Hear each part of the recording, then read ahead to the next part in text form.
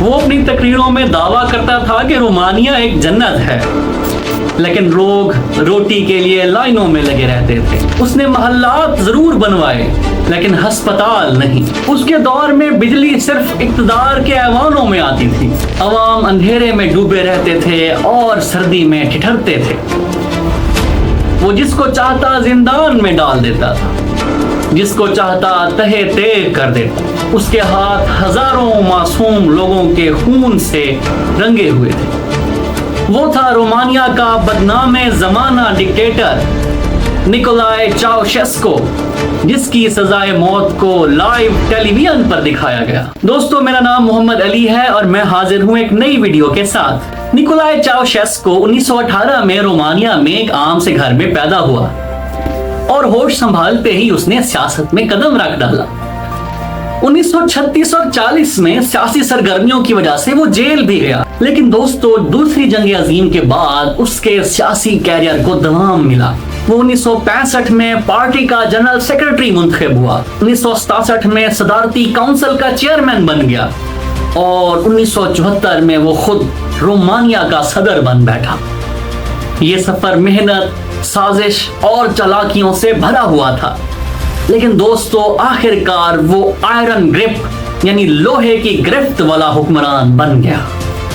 دوستو، نکولاؤ چاؤشیسکو نے اس قاطع حمل پر پابندی لگا دی، جس کے تحت خواتین کو پابند کیا گیا کہ وہ زیادہ سے زیادہ بچے پیدا کریں تاکہ رومانیہ کی گرتی ہوئی آبادی پر کنٹرول کیا جا سکے۔ لیکن اس کا نتیجہ یہ ہوا کہ خواتین غیر معیاری طریقوں سے اس قاطع حمل کرواتی رہیں، جس سے تقریباً 2.5 لاکھ خواتین کی موت ہو گئی اور جو بچے پیدا بھی ہوئے ان کو یتیم خانوں میں زندگی گزارنی پڑی۔ دوستو، نکولاؤ چاؤشیسکو نے 1981 میں پہلے چین اور بعد میں شمالی کوریا کا دورہ کیا۔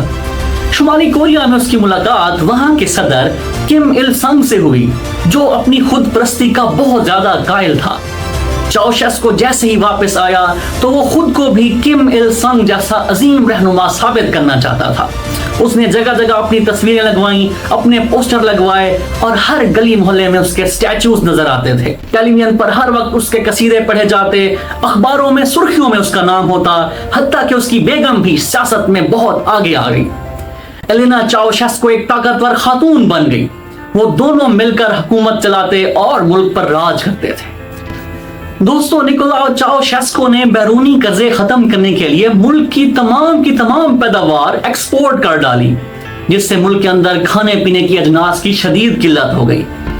عوام کو ایک دن میں صرف 1 روٹی پر گزارا کرنا پڑتا تھا۔ اس کے نتیجے میں ہونے والے ہر قسم کے احتجاج اور آوازوں کو دبانے کے لیے اس نے سیکیورٹیٹ کے نام سے ایک جاسوس فورس قائم کی، جس کا مقصد تمام طرح کے احتجاج کو دبانا اور اٹھنے والی آوازوں کو روک دینا تھا۔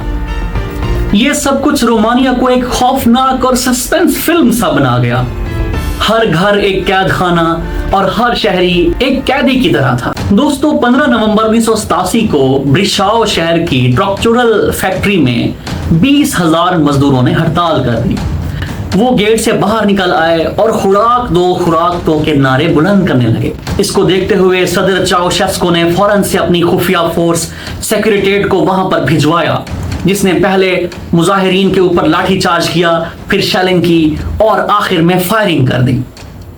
دوستو، سرکاری اعداد و شمار کے مطابق اس ثانیے میں صرف 11 مزدور ہلاک ہوئے، تاہم اوریجنل مقدار اس سے کہیں زیادہ ہو سکتی ہے۔ یہ پہلا مضبوط احتجاج تھا جس نے 1999 کے انقلاب کے لیے ایک چنگاری کا کام کیا۔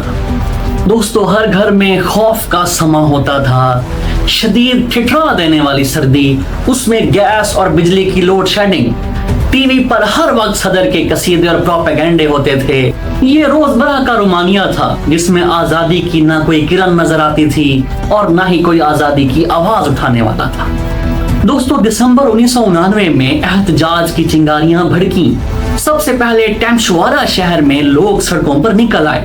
انہوں نے پہلے لاٹھی چارج کا سامنا کیا، پھر شیلنگ کا اور اس کے بعد گولیوں سے زخمی بھی ہوئے، لیکن وہ رکے نہیں بلکہ آگے بڑھتے رہے۔ دوستو، 22 دسمبر 1999 کو وہ وقت آیا جب لوگ بخارسٹ کی سڑکوں پر نکل آئے۔ لاکھوں لوگوں کو سڑکوں پر دیکھ کر فوج نے بھی صدر کا ساتھ چھوڑ دیا۔ وہ بھی عوام کے ساتھ ہو گئے اور احتجاج میں شامل ہو گئے۔ चाउशेस्कू अपने महल में गिरा रह गया। वो फौरन से छत की तरफ दौड़ा, उसने हेलीकॉप्टर मंगवाया और छत के रास्ते अपनी बेगम समेत वहां से फरार हो गया। ये रोमानिया की तारीख में उम्मीद का एक नया दिन था, जिसमें एक डिक्टेटर का सूरज गुरूब हो रहा था और आजादी की किरणें फूट रही थी। दोस्तों, हेलीकॉप्टर पर वो अपनी स्नैगोव वाली रिहाइश गाह पहुंचा। वहां से उसने मजीद आगे जाना चाहा, लेकिन रोमानिया की एयर स्पेस बंद कर दी गई और तमाम हेलीकॉप्टर्स को ग्राउंड कर दिया गया।